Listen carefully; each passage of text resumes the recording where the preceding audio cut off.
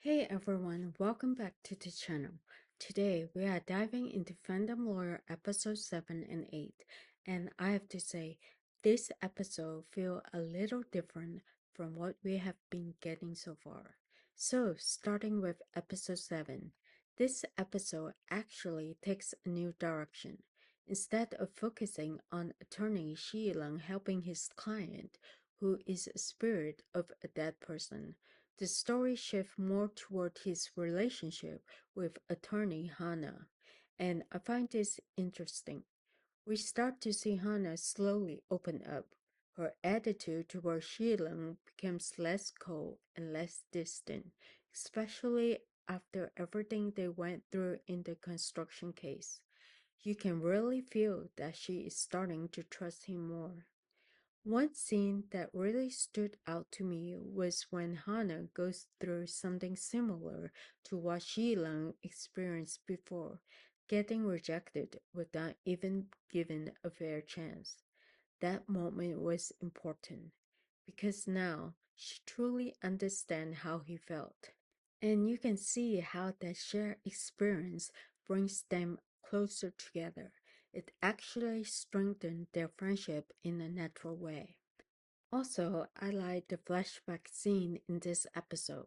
They show us what both characters have lost, what they value, and what led them down their career path. It adds a lot of emotional depth, not just to the characters, but for me as viewer too. You start to understand why they act the way they do in the present. Now, the structure of episode 7 is a bit different. Unlike previous episode where two episodes are connected through one case, this one does not fully connect to episode 8 in the same way, but the ending still transitions nicely. We are introduced to a new ghost, and at first I thought this would be Shi Lang's next client, but this is not the case. So, moving on to episode 8, again, another different direction. And I did not dislike it. This episode is definitely more emotional, especially with the bullying and blackmail storyline. Seeing the victim being targeted, feeling scared, and not being able to speak up.